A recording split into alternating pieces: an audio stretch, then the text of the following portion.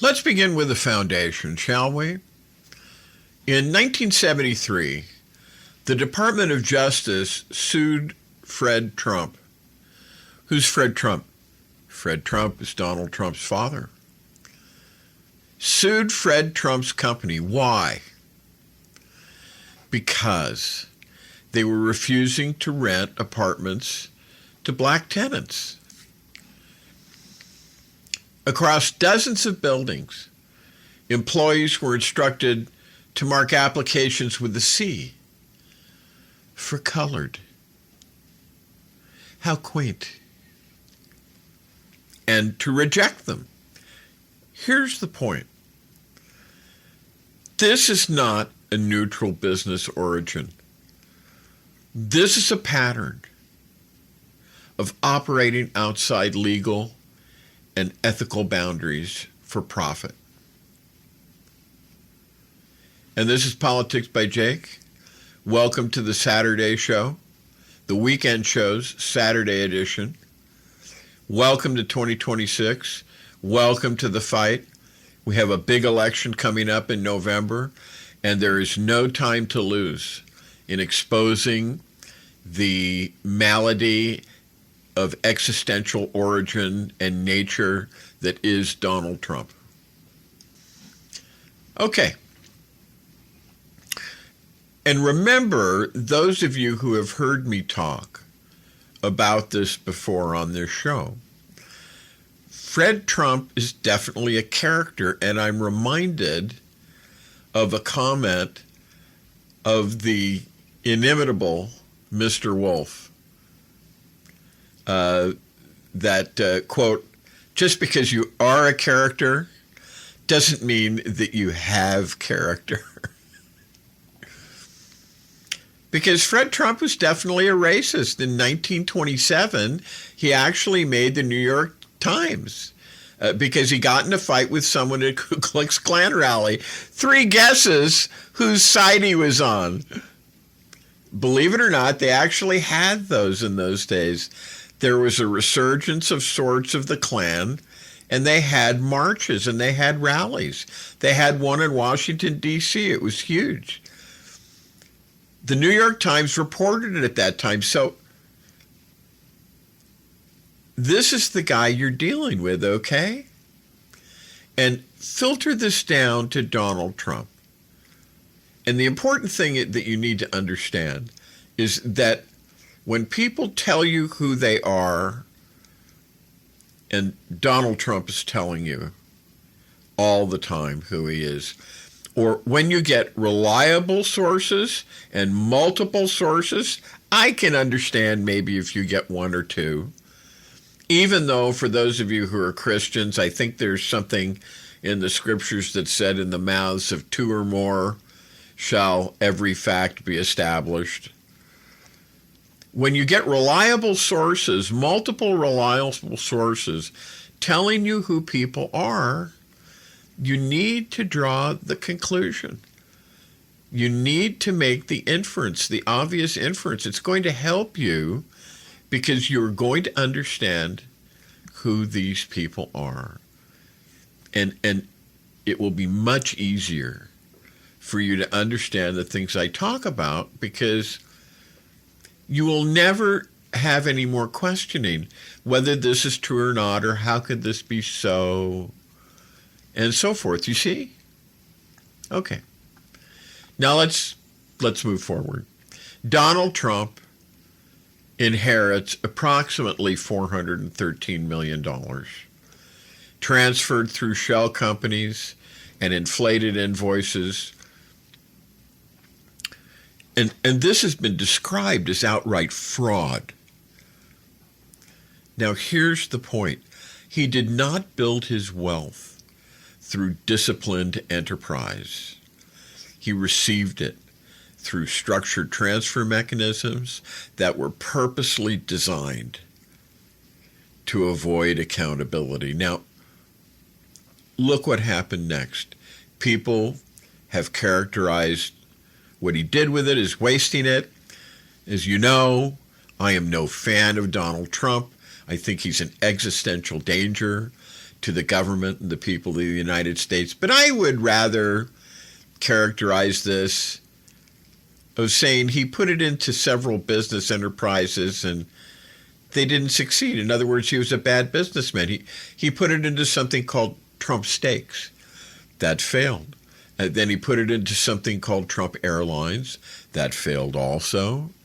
Similarly, Trump Vodka. That failed too. And then Trump University, which really kind of made a splash. That ended with a fraud settlement of $25 million. Then, well, through the course of it all, 6 corporate bankruptcies.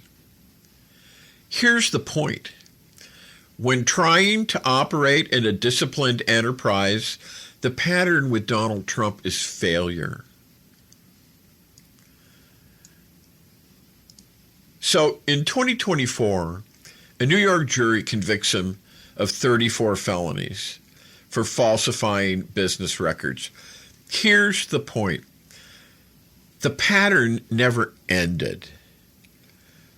It escalated into criminal conduct, and this is important to understand. You're not only dealing with a pattern here, but when you're talking about Donald Trump, you're dealing with a criminal, a felon, not guilty of an infraction, not guilty of a misdemeanor. And of course, if you know anything about the law, you know that there are classes of misdemeanors. They differ from state to state. First, it's a first, second, or third degree misdemeanor. In other states, it's Class A or Class B or Class C. Or it could be some paragraph or something like that, but that's what it is. No, this is felonies. 34 times. And another thing we need to understand is that Donald Trump was found in a civil court liable, or culpable is another word that's used in civil court. You don't really find people guilty in civil court.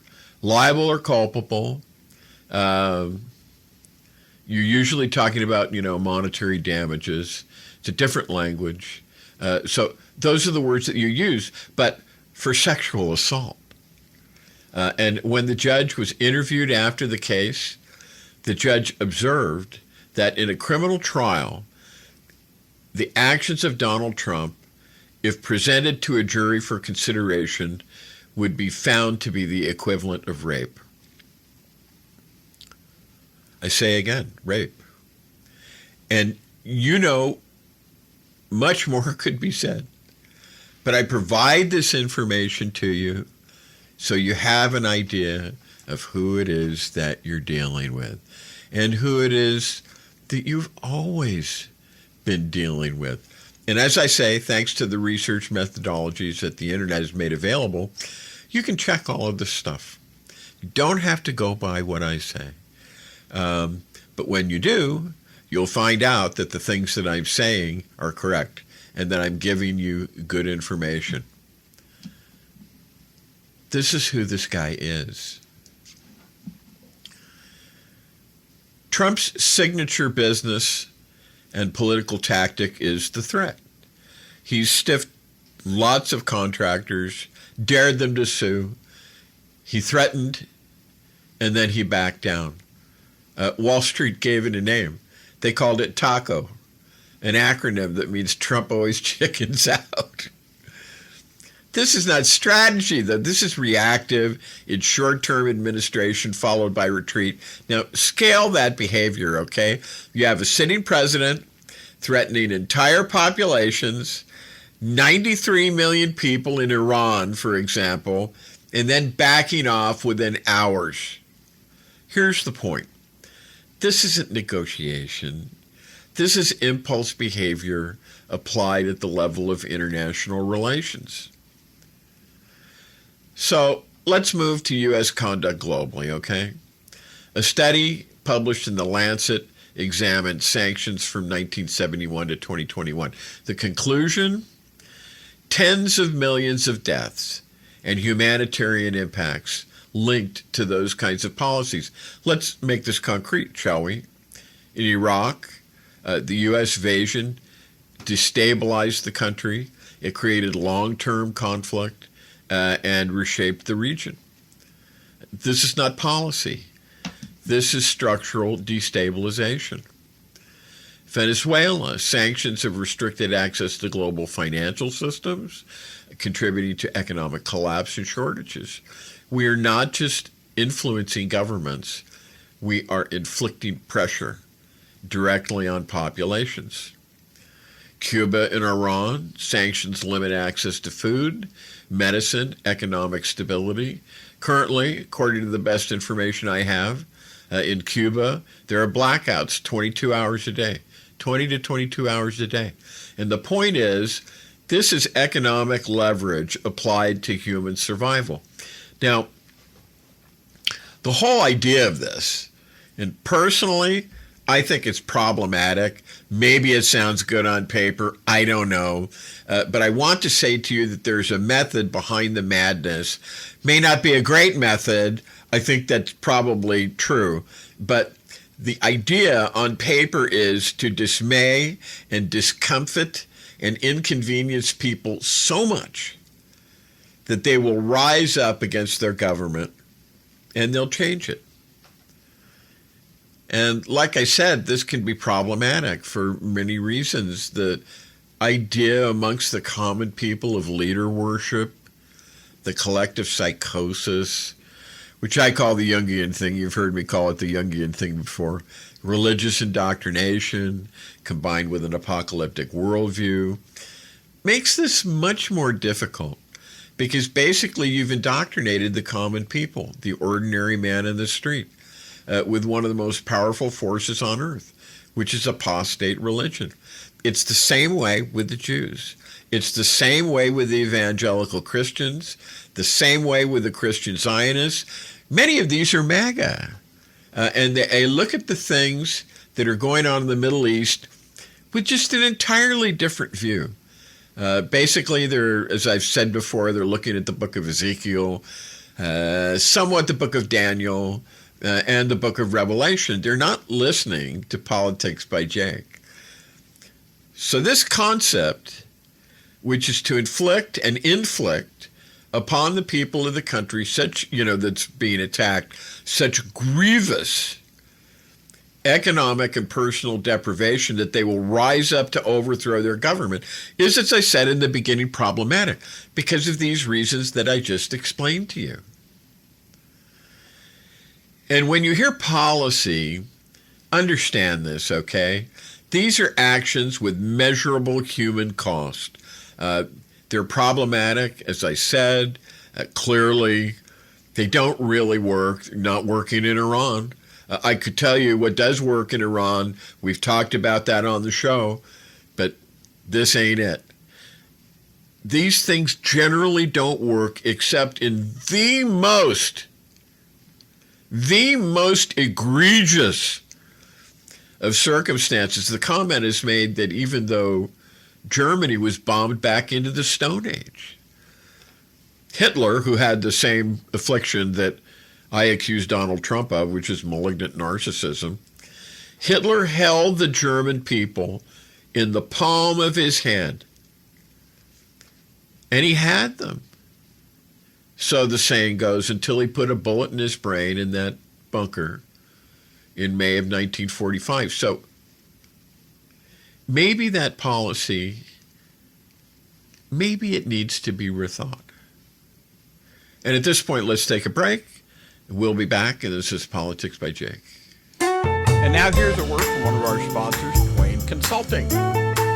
Hi, this is Jake with Twain Consulting. Let's be blunt, shall we? America is litigious. It's unstable, and it's financially weaponized. If your name is on everything you own, you're a sitting duck. At Twain Consulting, we help you vanish legally, ethically, and permanently. From land trusts to layered LLCs, we teach you how to restructure your assets so the predators can't see them and can't touch them. This isn't a loophole. It's a strategy that the wealthy have used for decades. Isn't it time you got the same protection? Call Twain Consulting at 805-380-5699 or visit us online. Protect what's yours before someone else claims it. And now let's get back to Jake and Politics by Jake.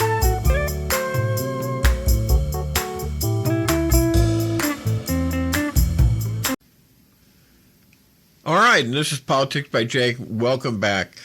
Now, I break down political and economic reality so you can understand exactly what's happening. The show is part of that. So you understand it and you can know how to position yourself in these turbulent times. If you want that applied directly to your situation, I offer private one-on-one strategy sessions. The link's in the description. And with that, let's continue on with the show, shall we? Because now we move to something even larger. There are active efforts to move approximately $114 trillion in U.S. financial assets onto digital rails. Every share, every bond, every treasury instrument, tokenized, transferable, instant. The DTCC is processing quadrillions annually. They've already outlined the timelines on this. And here's the point. This is not theory. This is infrastructure being built. And when you're talking about digital rails, you're talking about cryptocurrency.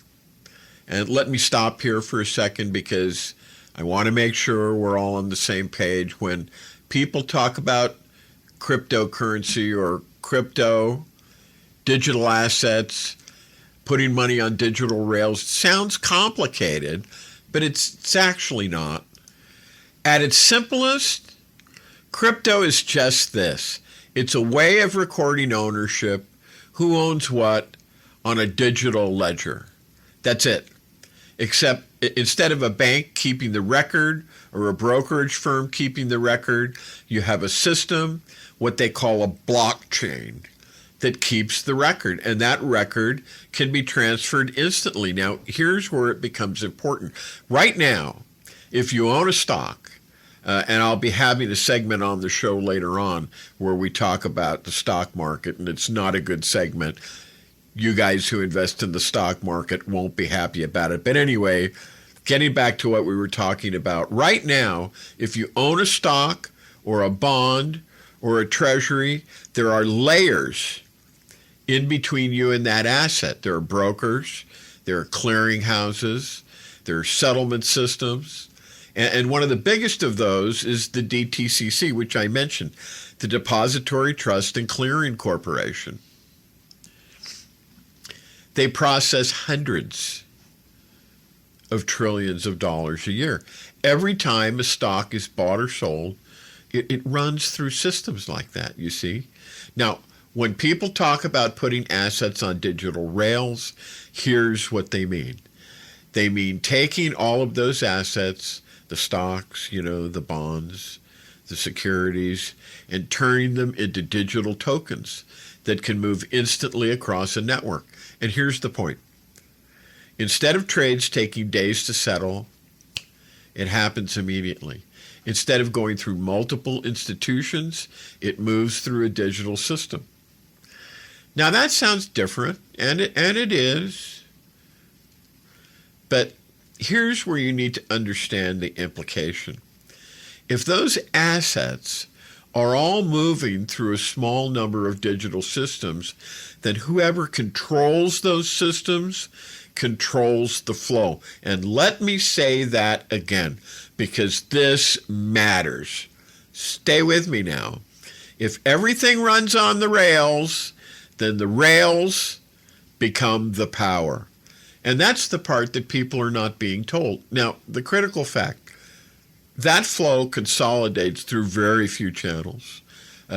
Really, two primary pipes. Let me explain what that means. And since we're talking about rails, think of the railroads in the 1800s. The farmers did not control the economy. The people who owned the tracks controlled the economy. If you control the rails, this is the point. If you control the rails, you control the movement of value. This is not modernization. This is consolidation. of financial control into a very small number of hands. Now, let me explain what that means too, because this is where most people lose it. Right now, the financial system is layered. You've got brokers, clearinghouses, settlement systems, multiple institutions involved in moving money and assets. It's not fast, it's not efficient, but it does get the job done. Things do get distributed. When you move everything onto digital rails, you remove a lot of those layers. It becomes faster, it becomes cleaner, it becomes direct, and that sounds like progress. But here's what's actually happening, okay, underneath that. When you remove the layers, you also remove the dispersion of control. And then that system starts to narrow and become more contracted. So instead of many institutions participating, you now just have a small number of platforms through which everything flows. Now think about this in real terms. I know you're not used to thinking about it this way. I know I'm approaching it from a different point of view, but this matters. Think about this in real terms. Think about the railroads in the 1800s. Farmers didn't control the economy. They produced the goods, but they didn't control how those goods moved. The people who owned the tracks, they're the ones who controlled the goods and how they moved. They decided what moved, when it moved, how much it cost to move. That gave them enormous power.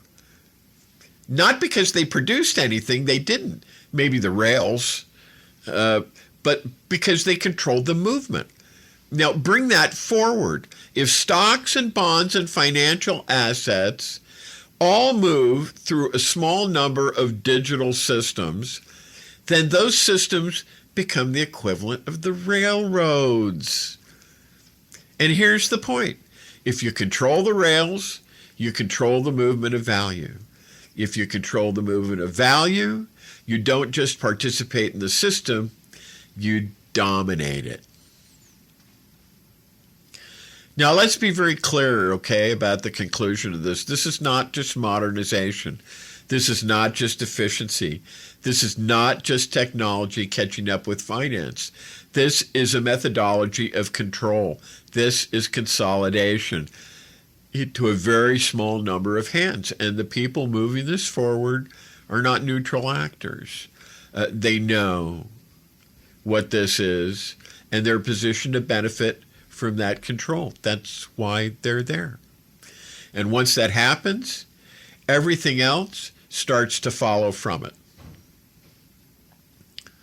Now, if that sounds abstract, financial systems, digital rails, infrastructure, let's bring it down to the ground level, because this isn't theoretical. This shows up in the real economy. Let's go to agriculture. Chapter 12, farm bankruptcies. Chapter 12 is bankruptcy. It's a specific section of the bankruptcy code that deals with farm bankruptcies. Hundreds of filings, highest in years. Corn prices collapsed to roughly $4 per bushel, and at the same time, input costs like fuel, like fertilizer, like equipment, have not dropped accordingly. The gap between production cost and market price has widened dramatically. America has lost thousands of farms. Now look at the human impact. Farmers are dying by suicide at approximately 3.5 times the national average. And here's the point. This is not just economic stress, okay? This is systemic collapse at the human level. Now add the next fact, which is as these farms fail, institutional investors increase their ownership of farmland. Large entities, capitalized, liquid, they've got money, are acquiring acreage. Bill Gates, for example, becomes one of the largest private farmland owners in the United States. And here's the point. As small operators are forced out, assets are being transferred into large-scale holders. Now connect that back, okay, to what we just discussed. We talked about control of financial rails. We talked about consolidation. This is what that looks like on the ground. This is not random failure.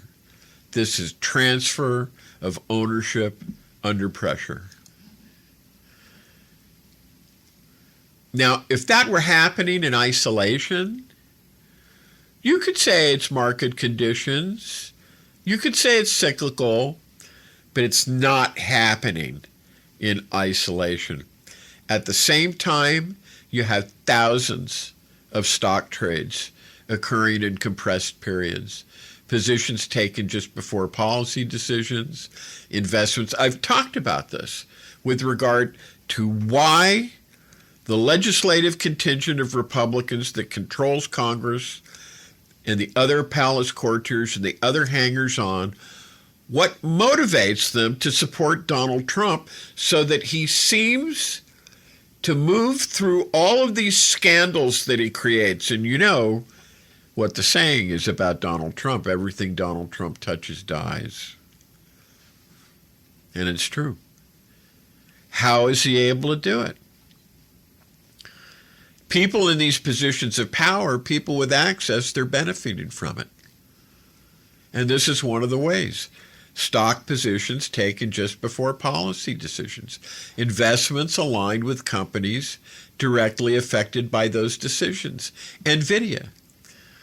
Remember the guy last week who missed the plane? Remember the guy who had to catch up to Air Force One all the way to Alaska, had to fly all the way to Alaska? Remember that? That was Jensen Huang.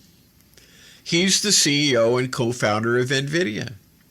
And why do you think they were so anxious to have him on board? Why do you think he was so anxious to be on board? Now pause there, because that's not incidental. People at that level do not scramble like that. They don't move for anybody unless something really matters. So the question becomes, why was it so important for him to be on that plane? Why go to that length? Why spend that kind of money? Why go to that kind of effort? To make sure he was physically present when that delegation landed in China. Now, actually, there are only a few plausible answers, and they all point in the same direction. NVIDIA sits at the center of the global semiconductor market. Advanced chips, AI chips, are the single most important technological resource right now. And there's been an ongoing tension over whether those chips should be sold into China. Because if they are, they don't just generate revenue, they transfer capability because of the nature of the chips. These are advanced chips. These are AI chips. And if advanced chips flow into China, you're not just making a sale, you're strengthening a strategic competitor. Now connect that action to that reality. So when you see the CEO of NVIDIA scrambling to get to that plane, you're entitled to ask, is this about access? Is this about positioning? Is that about being in the room when those decisions are being shaped? Now take that one step further. There are certain industries that are not just businesses, they're infrastructure. They're national infrastructure. Semiconductors are one of them. Defense manufacturing is one of them. Communications is one of them. Communications platforms, arguably that's one of them. We've had this before. We've had sectors that operate effectively in the national interest. Because here's the problem, okay? If those industries are purely private, then decisions get made on the basis of profit, not strategy, not the welfare of the United States of America, of its government, and of its people. Here's the point. A private actor can make a rational business decision that is strategically harmful at the national level. So when you see something like Jensen Huang moving aggressively to be present in that environment, you're not looking at a random moment, okay? You're looking at the intersection of private incentive, strategic resource, geopolitical consequence. And the question isn't just, what is he doing? The question is, who gets to decide what happens to assets that matter that much? I'm talking about Boeing. I'm talking about Palantir. I'm talking about Intel. Officially, we're told, oh, these are managed by third parties. And I say, fine. But even if that's true, the timing still exists. And when the timing consistently aligns with policy, it's important to understand that you're no longer dealing in coincidence. You're looking at a pattern alignment between decision-making and financial gain. And this is Politics by Jake. I break down political and economic reality so you can understand what's actually happening in the world, how to position yourself. If you want kinds of analysis applied directly to your situation, I offer private one-on-one strategy sessions. The link's in description, and we'll be back right after these messages. And now here's a word from one of our sponsors, Twain Consulting.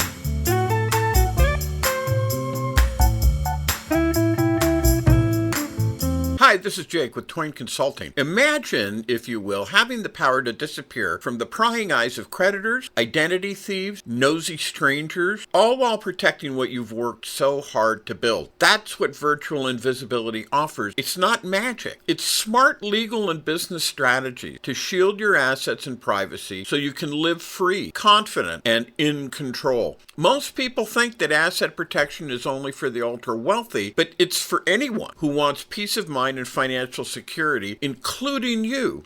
Don't wait until it's too late. Take control now. Call me at 213-465-0639 or go to facebook.com/Twain Consulting to learn how virtual invisibility can protect you and your family, because when you're invisible to risk, you're unstoppable. Now let's get back to Jake and Politics by Jake.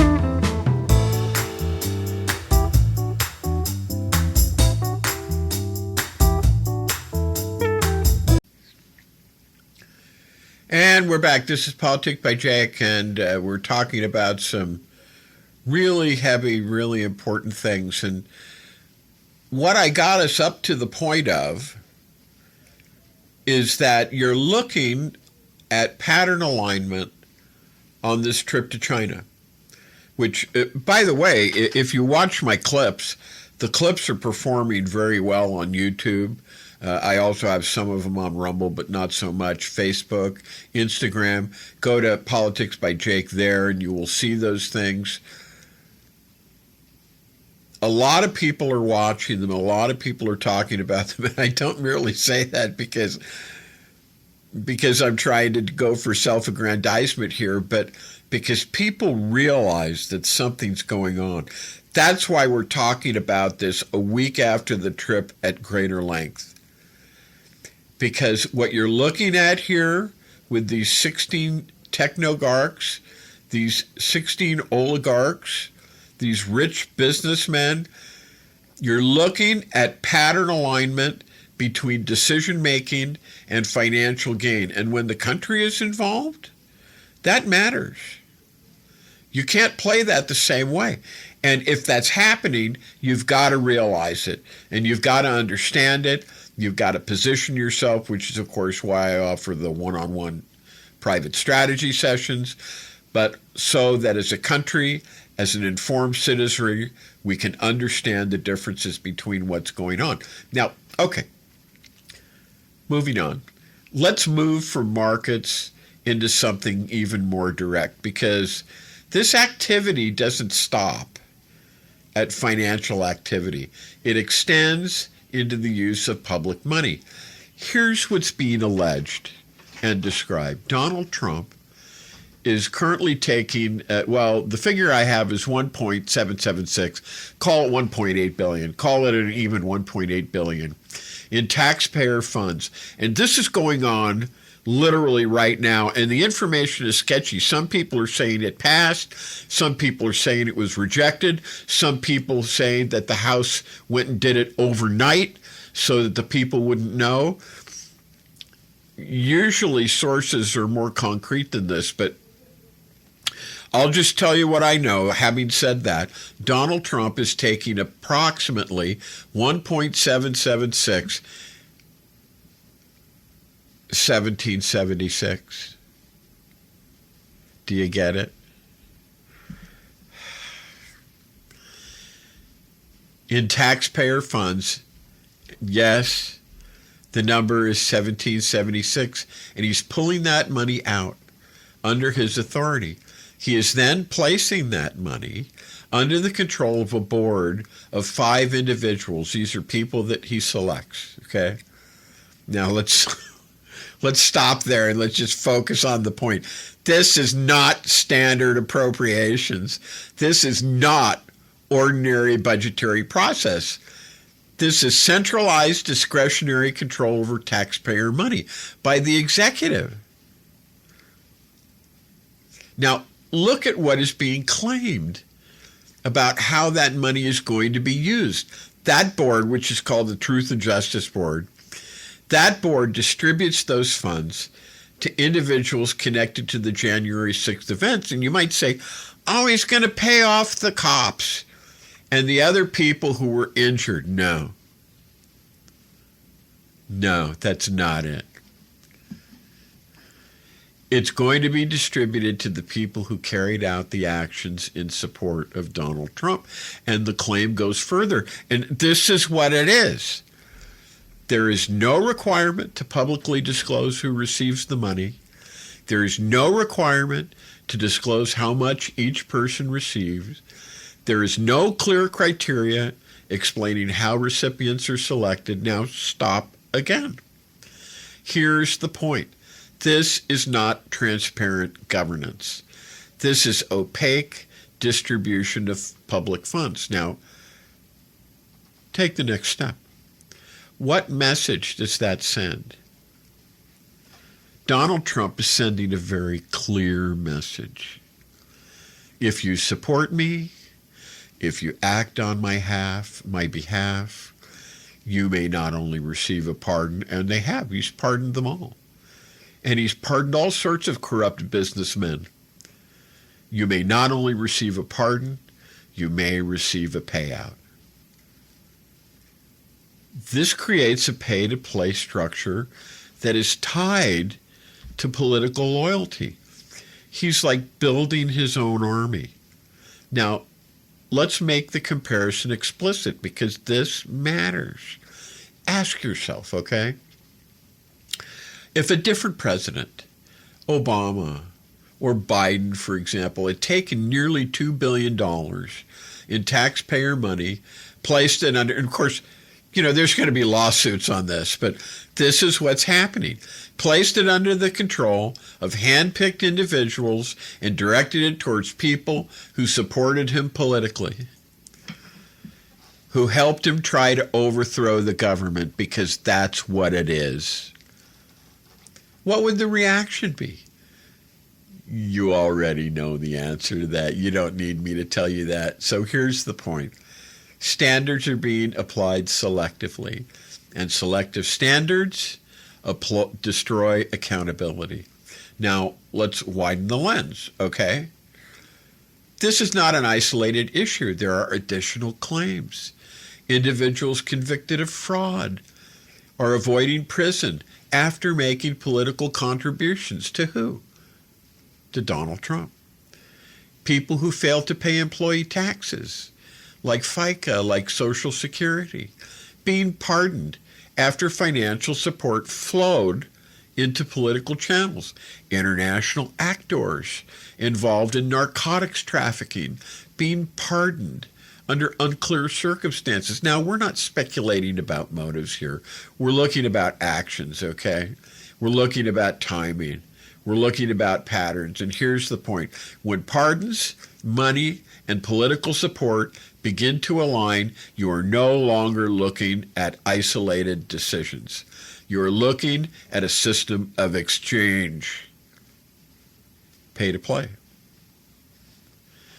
Now connect that back to everything we've discussed, okay? You've got financial systems consolidating, assets moving onto controlled rails.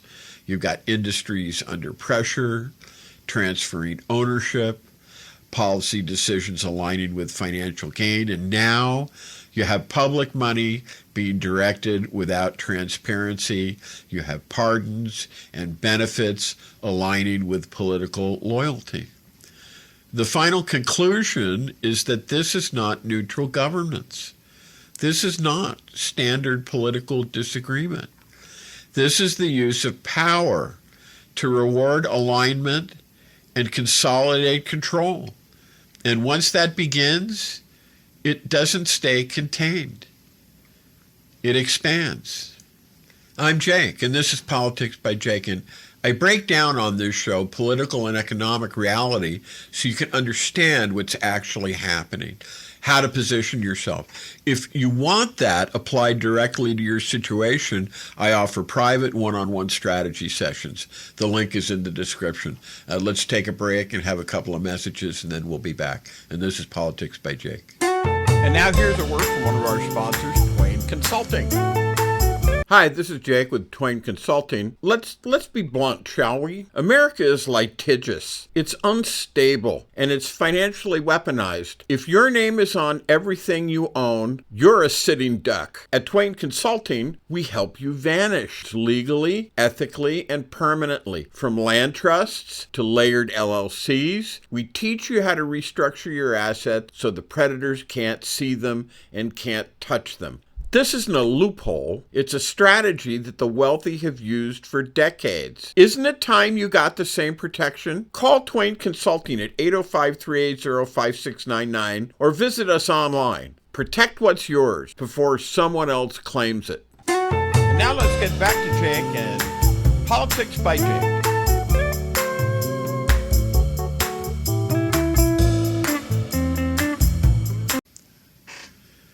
And this is Politics by Jake, and we're back. On the show, I break down political and economic reality so you can understand what's actually happening and accordingly how to position yourself. If you want that analysis applied directly to your situation, I do offer private one-on-one strategy sessions. The link is in the description. And so let's continue, shall we? Now, I want to bring in something that was said recently by Governor Gavin Newsom of California. And whether you agree with him or not, you need to hear the structure of the argument that he's making.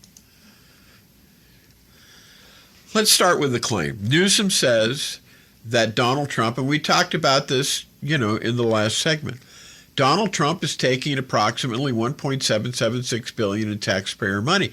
And they changed it to 1.8 because 1.776, or in other words, 1776, just doesn't test well. It doesn't market well. People hear that and they go, oh, this is a scam. So they changed it to 1.8 billion. And it's placing it under the control of a board of 5 individuals that he selects. It's called the Truth and Justice Commission. Now, stop there. This is not, and we already talked about this, but we're going to talk about this again because this is really important. This is not ordinary appropriations. This is not a standard budgetary process. This is centralized control by the executive, by one man, over public funds. Now, here's the next part of the claim, that board is then distributing that money to individuals connected to January 6th events, people who acted in support of him.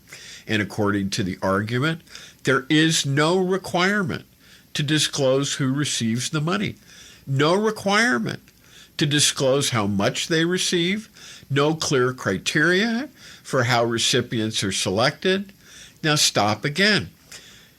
This is not transparent government. I hope I'm making that clear. This is opaque distribution of taxpayer money by an individual, acting as the executive, but an individual, like a king. Now, let's take the next step in the argument. Newsom says this sends a message. I agree. What's the message? What I think it is this. Well, and actually, he said this too. If you support me, if you act on my behalf, if you hold my coat, if you are loyal, if you do what I want you to do, you may not just receive a pardon, but potentially a financial reward. And that creates a system where loyalty is incentivized with public resources. Now, he makes the comparison explicit. So I ask yourself, if another president, Barack Obama, Joe Biden, had taken nearly $2 billion in taxpayer money and directed it towards political supporters, what would the reaction be? And you already know. You know what the answer is. So here's the point. Standards are being applied differently depending on who's holding power. And when standards are inconsistent, accountability breaks down. Now he expands the argument. He points to what he describes as a broader pattern. Pardons issued to individuals convicted of serious financial crimes, cases where individuals avoided prison after political contributions, examples of people who failed to pay employee taxes, like Social Security, like FICA, I should say FICA, you would know it better than that, FICA, FICA, yet received relief after money flowed into political channels. And he even references international figures. He talks about a former Honduran leader who is tied to narcotics trafficking, who received a pardon under disputed circumstances. Now, you don't have to accept every one of those claims at face value, but you do have to look at the structure being alleged. I am alleging it. Governor Gavin Newsom is alleging it. Sheldon White House of the Senate is alleging it. And here's the point. When you see pardons, money, political support, aligning repeatedly, you're no longer looking at isolated decisions. You're looking at a pattern of exchange. Now, he takes it even further. He points to ongoing financial dealings, okay? Large-scale development projects, international deals, negotiations that appear to involve billions of dollars, and raises the question, do you really believe that the people stepping off Air Force One in Beijing do not have economic agendas of their own, and that these economic agendas may be adversarial and even inimical to the government and the people of the United States of America? Do you really honestly believe that?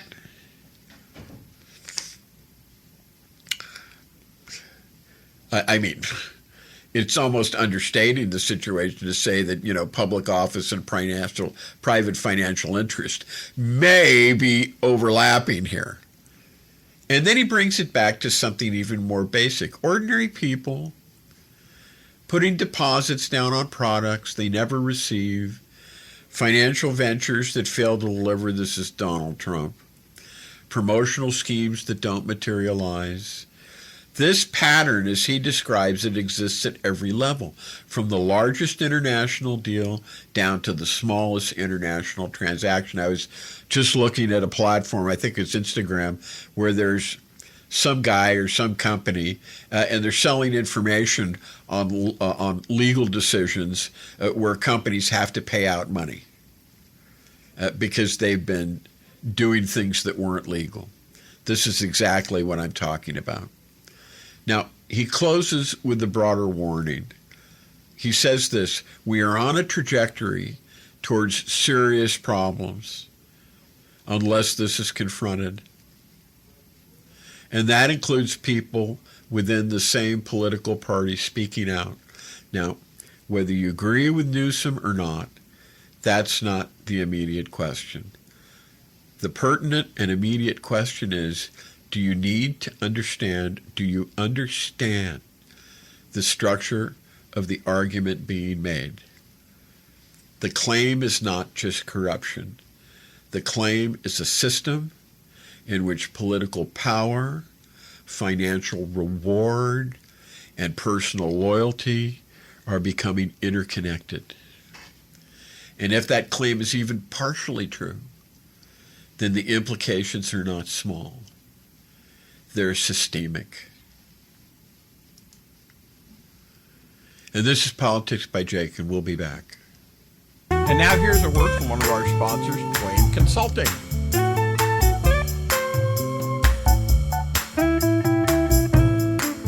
Hi, this is Jake with Twain Consulting. Imagine, if you will, having the power to disappear from the prying eyes of creditors, identity thieves, nosy strangers, all while protecting what you've worked so hard to build. That's what virtual invisibility offers. It's not magic. It's smart legal and business strategy to shield your assets and privacy so you can live free, confident, and in control. Most people think that asset protection is only for the ultra-wealthy, but it's for anyone who wants peace of mind and financial security, including you. Don't wait until it's too late. Take control now. Call me at 213-465-0639 or go to facebook.com/Twain Consulting to learn how virtual invisibility can protect you and your family, because when you're invisible to risk, you're unstoppable. Now let's get back to Jake and Politics by Jake.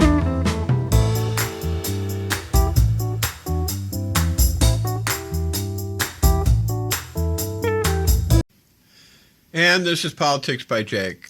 On this show, I break down political and economic reality so you can understand what's actually happening and how to position yourself, how to personally benefit from it. If you want that applied directly to your personal situation, your business situation, I do offer private one-on-one strategy sessions. The link is in the description. Let's continue.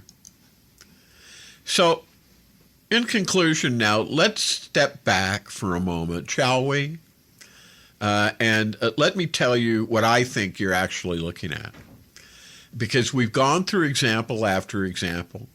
Financial systems, agriculture, policy decisions, public money, and at a certain point, you have to ask a very simple question.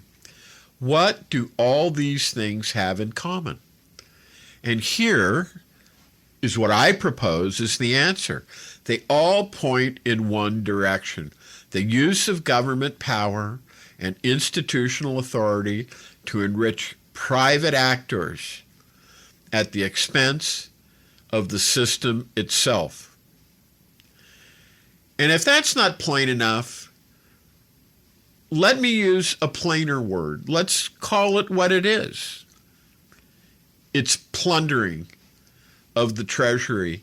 It's plundering for the benefit of individuals and not for the benefit of the government or the people of the United States. Now, if that were happening in isolation, if it were like one decision, one bad actor, one mistake, that would be bad. And that would be one thing, but only one thing. But what I'm trying to tell you is that not what you're looking at. That's not what you're looking at. You're looking at repeated actions in different sectors, different mechanism, with the same outcome. And here's the point. This is not random behavior. This is not a single action. This is not a one-off. This is a pattern. Now ask the next question, okay? Why is this happening?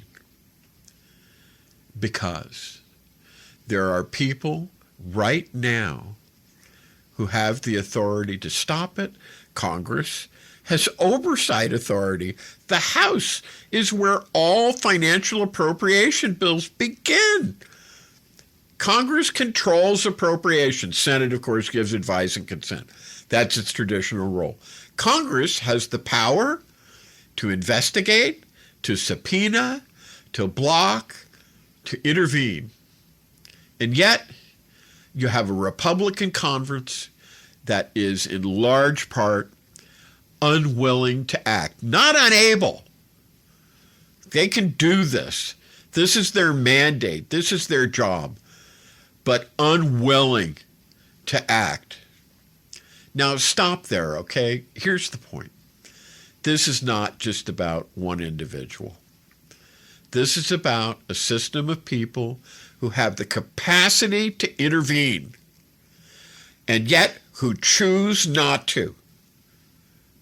And this is where this becomes extraordinary, because if you're dealing with people who simply didn't understand, who lacked the intellectual or the psychological capacity, to recognize what's happening, that would be one kind of problem.